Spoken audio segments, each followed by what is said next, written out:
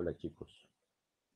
Bien, continuando con el tema del almacenamiento de objetos dentro de estructuras de datos, vimos en el video anterior cómo utilizar entonces un arreglo primitivo, por decirlo así, para almacenar entonces objetos. En este caso entonces vamos a mirar tres de las estructuras de datos que están presentes dentro de la librería STL.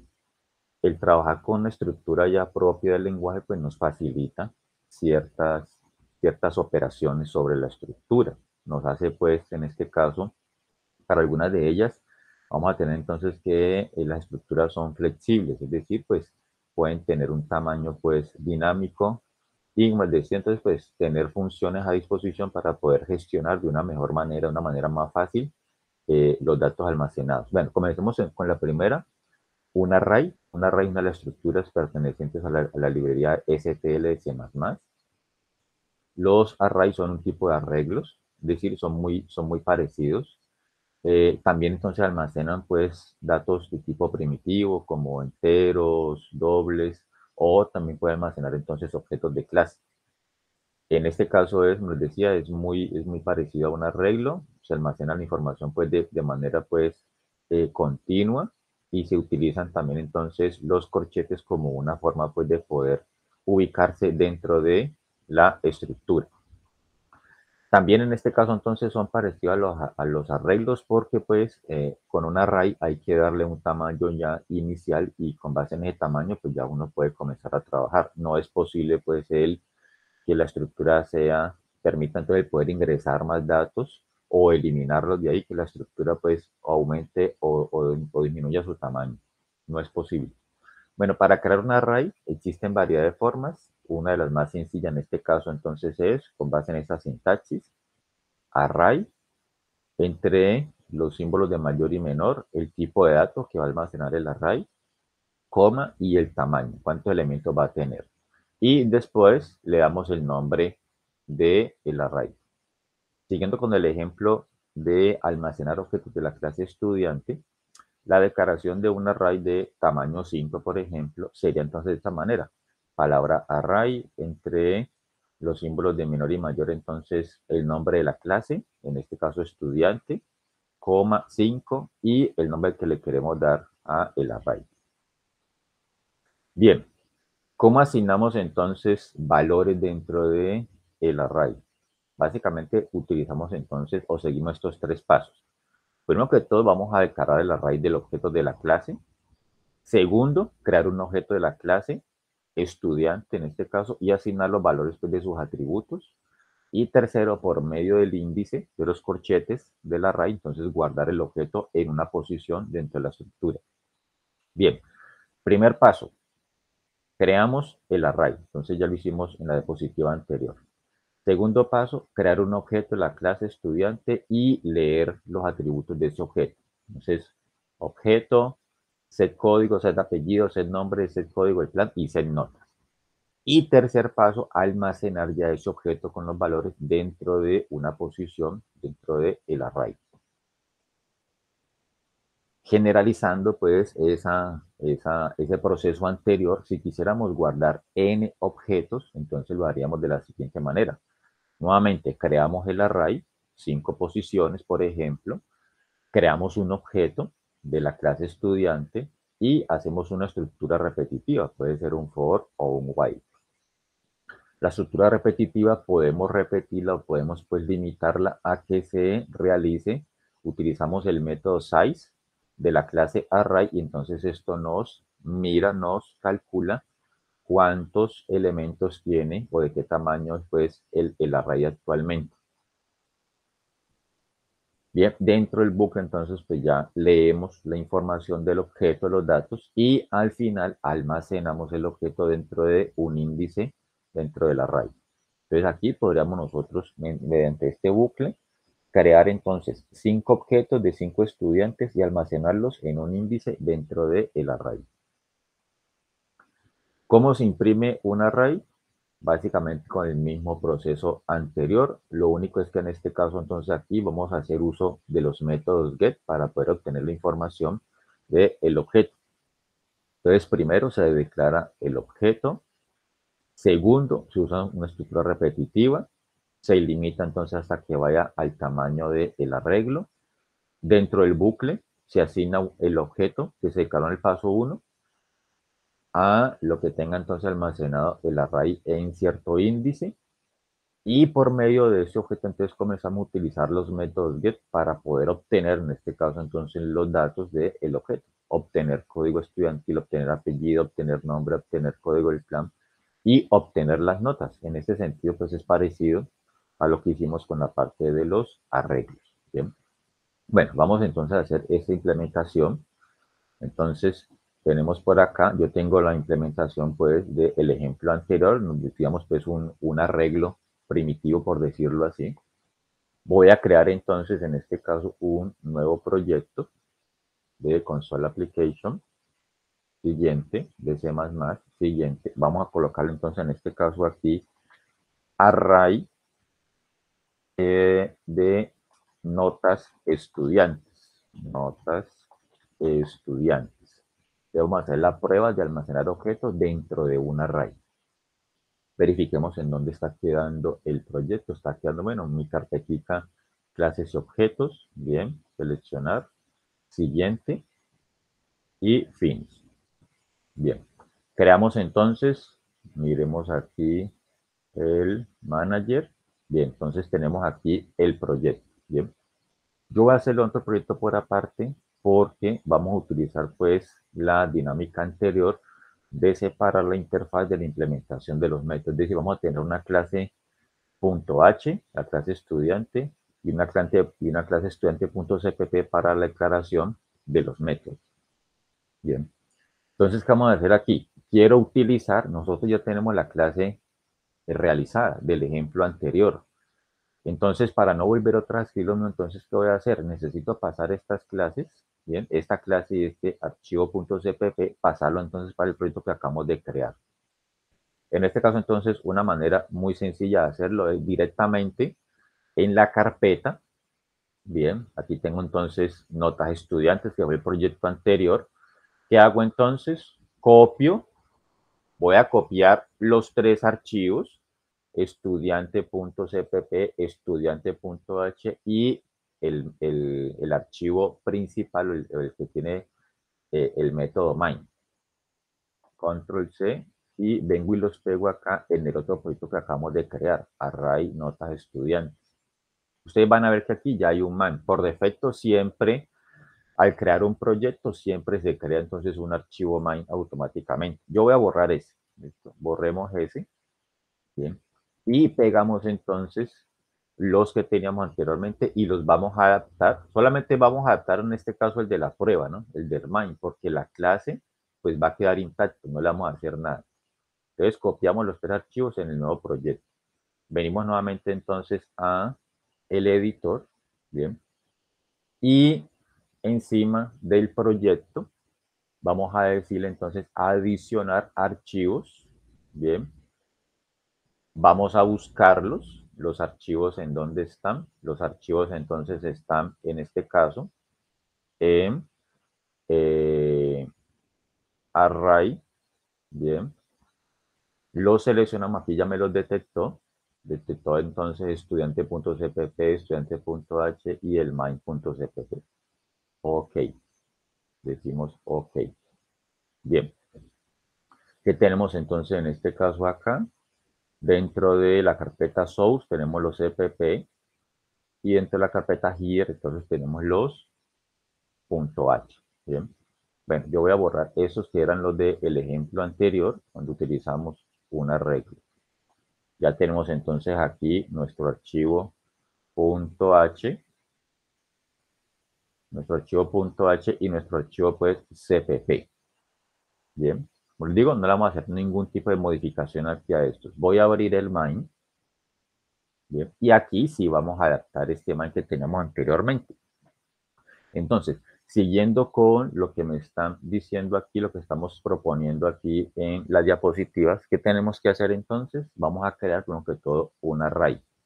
Bien, eso implica en este caso entonces que debemos de incluir, porque todas estas estructuras de datos tienen entonces su propio archivo de cabecera. En este caso entonces necesitamos el archivo de cabecera array.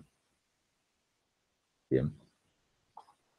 Lo segundo, vamos a declarar el array. Como nos decía entonces en este caso aquí, la palabra array, entre símbolos de mayor y menor, el nombre de la clase, la posición, la cantidad de posiciones que va a tener y el nombre del array. Entonces en este caso aquí sería, vamos a modificar aquí, entonces sería array, bien, de tipo estudiante.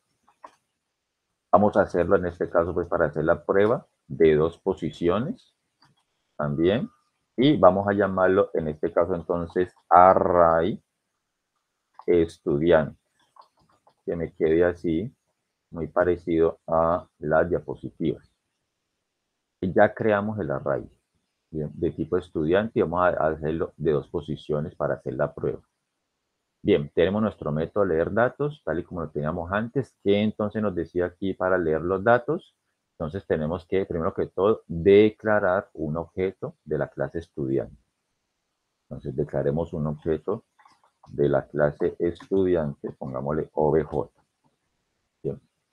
Y este objeto es el que vamos a leer realmente. Entonces cambiamos aquí y le decimos, no, mire, obj.léame el código estudiantil, obj.léame el apellido, obj. el nombre, obj.lea el código del plan, obj.lea las notas definitivas, perdón, las notas y obj. calcule la definitiva de una vez. Bien, y al final, ¿qué nos dice? Guarde ese objeto entre una posición dentro de el arreglo que se está creando. Bien, entonces al final le decimos nuestro array estudiantes en la posición y asígnele el objeto. Bien, ese es nuestro método leer datos. Hicimos una pequeña variación y por eso tomé pues como base lo que teníamos anteriormente para no escribir todo y pues que viéramos pues como la diferencia entre utilizar un arreglo y un array en este caso. Para imprimirlo hacemos lo mismo también.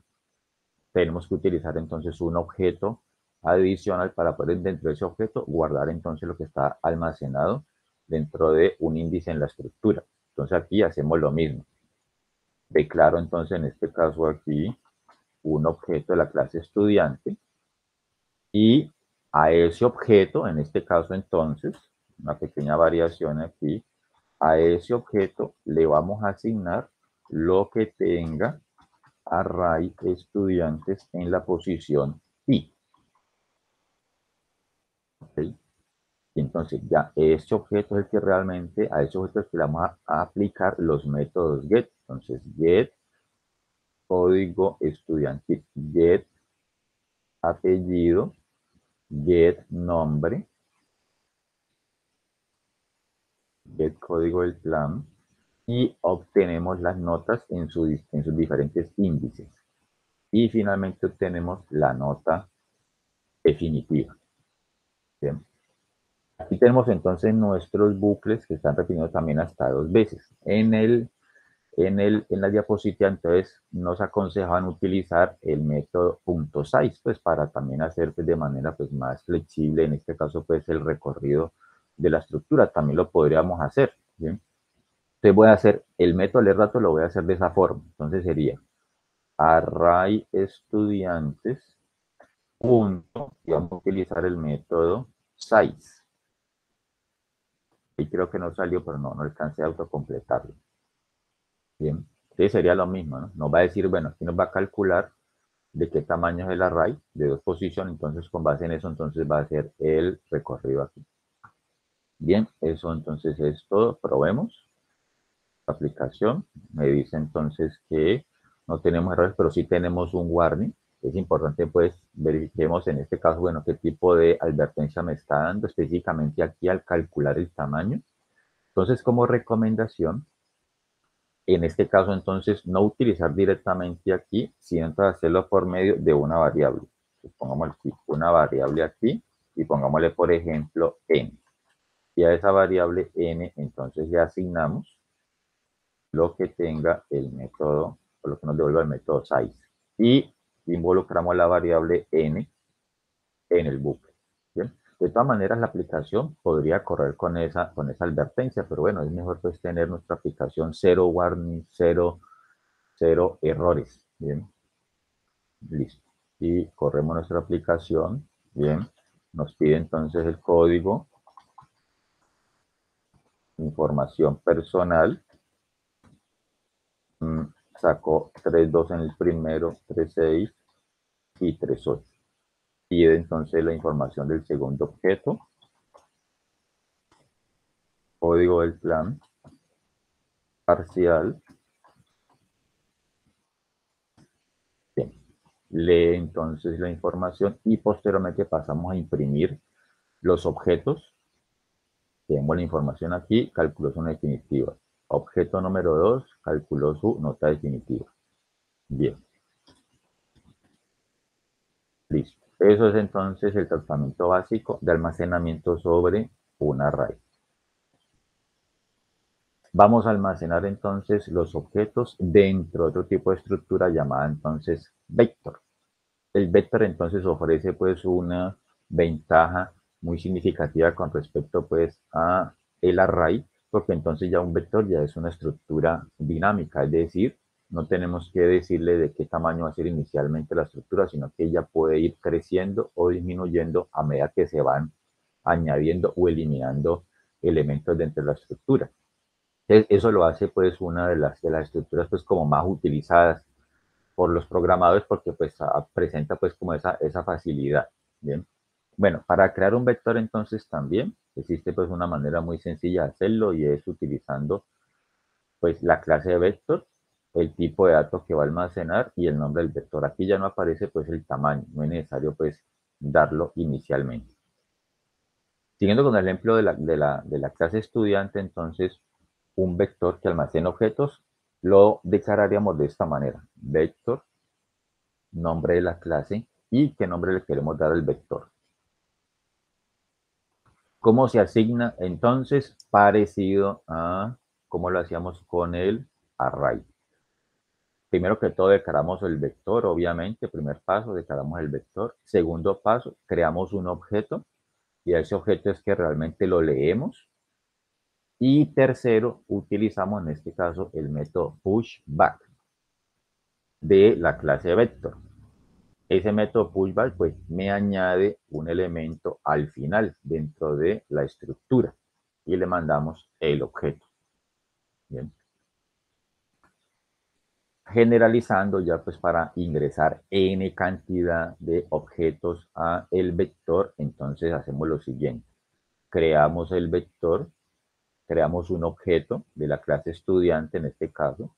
Vamos a suponer que el usuario pues quiere ingresar 3 objetos. ¿Bien? Esto puede ser perfectamente una variable pues que ingresa el usuario, por ejemplo, o sin necesidad pues de tener en este caso un bucle, perfectamente pues mediante un método que diga, una opción que diga nuestra aplicación ingresar nuevo estudiante, entonces llamaríamos en este caso a este proceso, leemos entonces, sin necesidad de utilizar el bucle, leemos entonces el objeto y utilizamos el método pushback. Y para imprimirlo, en este caso entonces, parecido también al anterior con el array, lo que pasa es que en este caso aquí, para poder obtener lo que tiene almacenado un vector, utilizamos el método at y le mandamos el índice que queremos obtener dentro del vector. Es decir, en este caso con un vector ya no se puede utilizar los corchetes como un mecanismo de posicionamiento, sino que ya se hace por medio del método add y le mandamos el índice, pero básicamente pues es también lo mismo. Entonces, creamos un objeto, lo asignamos con el método add y ya entonces llamamos los métodos get por medio de ese objeto. Vamos a hacer entonces lo mismo que hicimos con el ejemplo anterior. Voy a crear entonces aquí un nuevo proyecto para entonces tenerlo pues por aparte. Entonces voy a cerrar este que teníamos, cerrémoslo, close project, digámosle que sí, y voy a crear uno nuevo. Nuevo proyecto, console application, igualmente, siguiente, de C++. A este lo voy a colocar entonces vector vector notas estudiantes. ¿Dónde lo vamos a almacenar? Ahí mismo también en nuestra carpeta, seleccionar, siguiente y fin. Voy a hacer entonces lo mismo. En este caso entonces voy a copiar lo que teníamos del ejemplo anterior también, de notas estudiantes, y lo adapto para que me permita trabajar con un vector.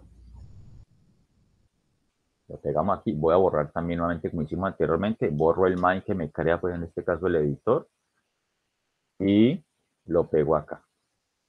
Este es el proyecto de vector.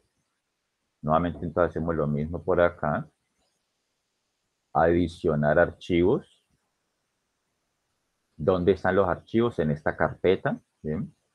Seleccionar carpeta, ya me detecta entonces en este caso, digámosle que sí, ok. Bien, tenemos los source y tenemos los header. La clase o el archivo CPP de estudiante no se modifica, la clase estudiante tampoco se va a modificar, la dejamos igual, vamos a modificar en este caso es el main. Y lo vamos a adaptar a que nos almacena objetos dentro del vector. Primero que todo, entonces, ¿qué hacemos? Incluimos el archivo de cabecera vector. Primero que todo. Segundo, vamos a crear el vector. Según entonces, como lo muestra aquí en las diapositivas, vector, el tipo de datos que va a almacenar. Entonces, pongámosle aquí. Vector, el tipo de datos que va a almacenar. Vamos a almacenar objetos de la clase estudiante y le colocamos el nombre. En este caso voy a llamarlo vec. Estudiantes no le mandamos ningún tipo de tamaño. Entonces, recuerden, el vector ya es una estructura dinámica. Es capaz de crecer o disminuir según lo que se necesite. Método leer datos. ¿Qué necesitamos hacer? Declarar un objeto de la clase estudiante para poderlo leer. OBJ. Con este es el que realmente nosotros leemos. Igual como hicimos con el array. Y en este caso entonces también podemos hacer aquí limitar, bien, a que entonces el bucle se haga de la cantidad de elementos que tenga el vector. Entonces también utilizamos el método size. Método leer datos y el método imprimir nuevamente también hacemos lo mismo. Declaramos un objeto, bien, al objeto entonces le asignamos que lo que tenga vector estudiantes, perdón, estudiantes.add en la posición i, que es lo que tiene entonces el bucle. Aquí también haríamos lo mismo, entonces vamos a calcular el tamaño del vector con su método size,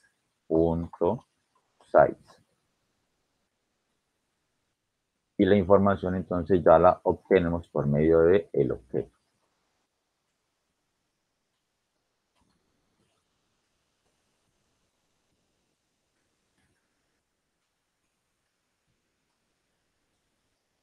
Y el objeto. Bien, la única diferencia con el array fue entonces en este caso la manera en la cual entonces nosotros vamos a obtener. Bueno, y en este caso entonces aquí también se me olvidaba. Por acá en el método leer datos, cogemos el vector y le aplicamos el método push back para almacenar el objeto dentro de la estructura. La única diferencia con el array, como les decía, es la manera en la cual vamos a almacenar. Pushback para almacenar y AT para poder obtener la información que es almacenada en una posición dentro de la regla. Verifiquemos. Bien, tenemos entonces la misma advertencia que nos están haciendo aquí. No utilizar directamente pues el método size dentro del bucle, sino hacerlo por medio pues de una variable adicional. Como les decía, pues de esta manera el programa corre así sin esas advertencias, pero voy a hacerlo entonces aquí para que no nos muestre eso. Entonces va a tener una variable aquí adicional. Vamos a almacenarlo entonces en este caso, sino que nos devuelva el método size y utilizamos la variable n. Igualmente lo voy a hacer también para el recorrido que tenemos en el imprimir. Y involucramos la variable n en la condición del bucle. Nuevamente, ahora sí, no tenemos advertencias. Y nos dice aquí, vector, leer datos. Ah, bien, en este caso aquí, entonces, tenemos lo siguiente, como les decía anteriormente, ¿no? Como aquí el vector arrancó inicialmente, pues, sin ningún tipo de tamaño, entonces ahora aquí, al calcular el tamaño, entonces nos va a decir, bueno, pues no tiene tamaño por el momento. Bien. Entonces es mejor aquí en este caso decirle no. Más bien, vamos a almacenar dos objetos inicialmente. ¿Listo? En el método leer datos vamos a hacer la prueba con dos. Bien. Y entonces en el método imprimir datos, aquí sí entonces calculamos el tamaño. Bien, ahora sí, ingrese el código estudiantil. 10.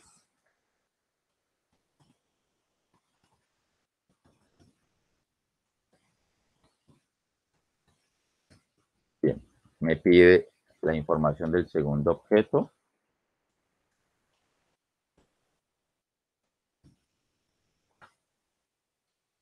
Perdón, ahí me equivoqué con esa nota.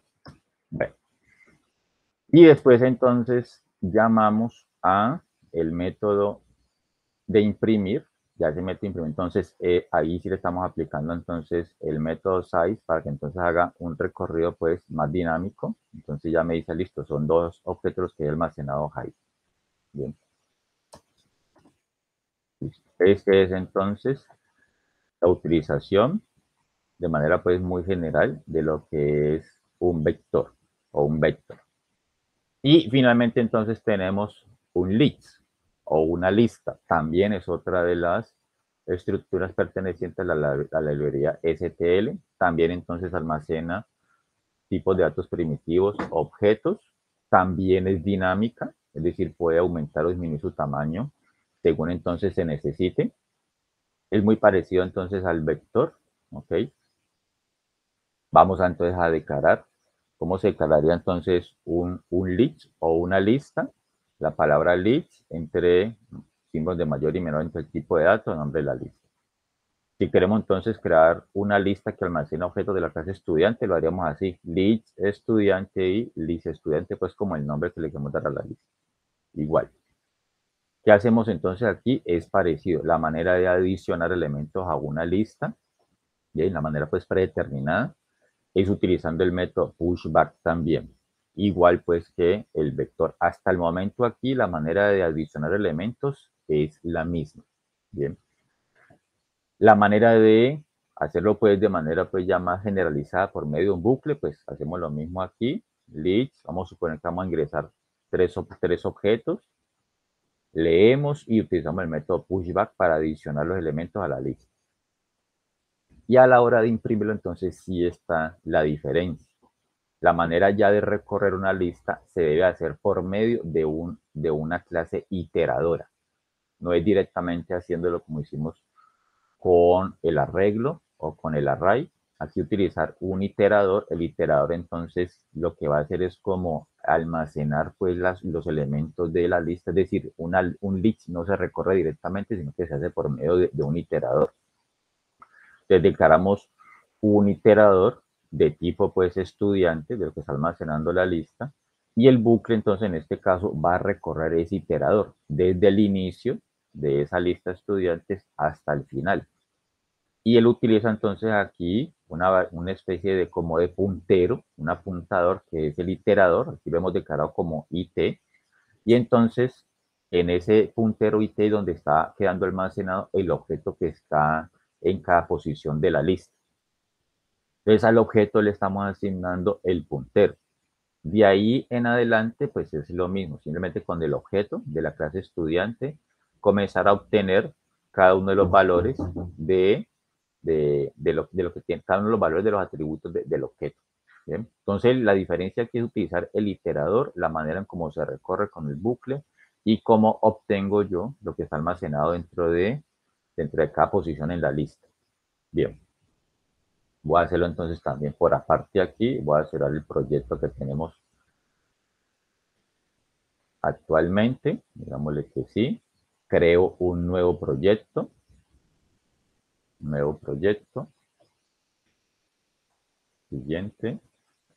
Vamos entonces a decirle aquí leads. Leads. Notas. Estudiante. Siguiente. Y fines. Bien, voy a tomar como base entonces en este caso los archivos, de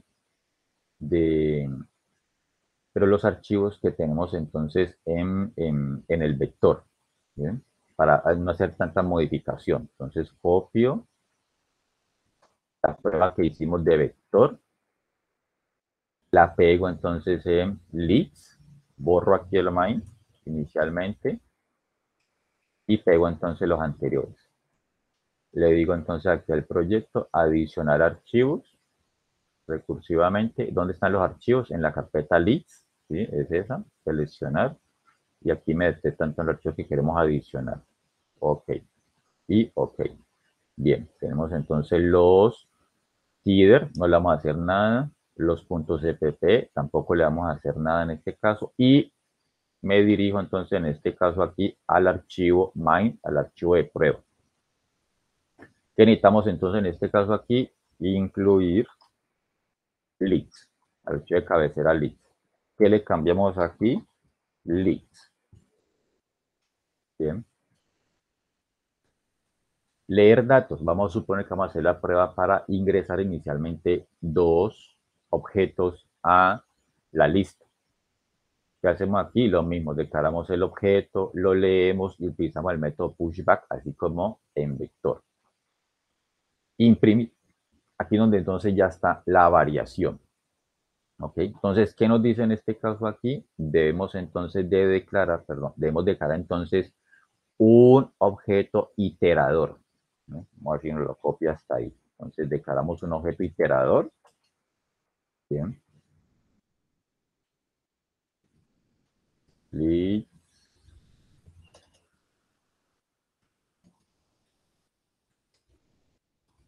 Necesitamos un objeto iterador. Bien. Entonces sería leads estudiante, lead estudiante, iterador, ¿bien? Dos puntos, iterador, y el nombre que le queremos dar a ese iterador. Vamos a ponerle it así como está en la diapositiva. Bien. Segundo paso, el bucle. Entonces el bucle en este caso ya se va a repetir por al iterador le asignamos entonces la lista.estudiantes.begin. Entonces le decimos aquí, el bucle ya va a ser diferente para recorrer. Entonces le decimos que a iterador le asignamos entonces la lista. ¿Sí? Va a colocarle ese mismo vec o coloquémosle aquí list estudiante. Cambiamos el nombre aquí a la estructura. Bueno, simplemente pues como para que nos quede más claro, pero obviamente también se puede dejar así con el nombre. Entonces aquí, leads estudiantes punto begin, okay. Punto y coma, listo. Punto y coma, al iterador haga esto mientras que el iterador sea diferente a leads estudiantes punto end, hasta que lleguemos al final. Entonces haga esto mientras que el iterador sea diferente a leads estudiantes punto end. Bien. Y más IT. Vamos avanzando entonces dentro de la estructura con ese iterador.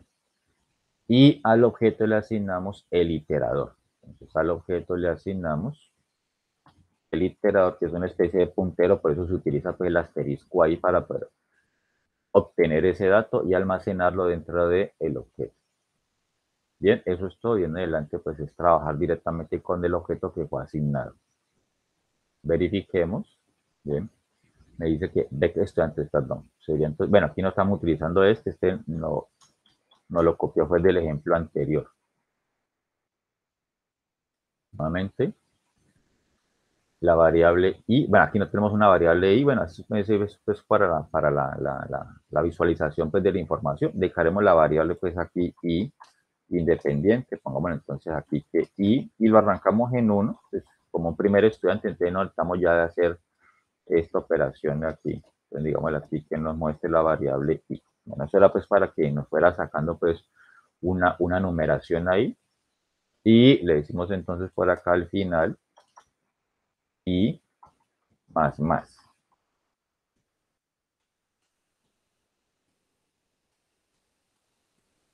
Listo, entonces metamos aquí nuestros datos de prueba.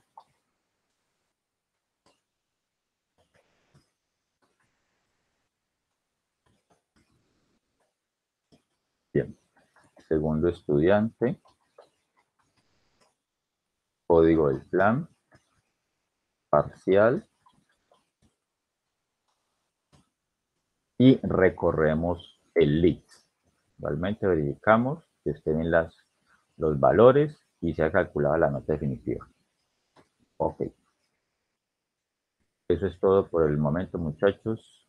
Hasta la próxima.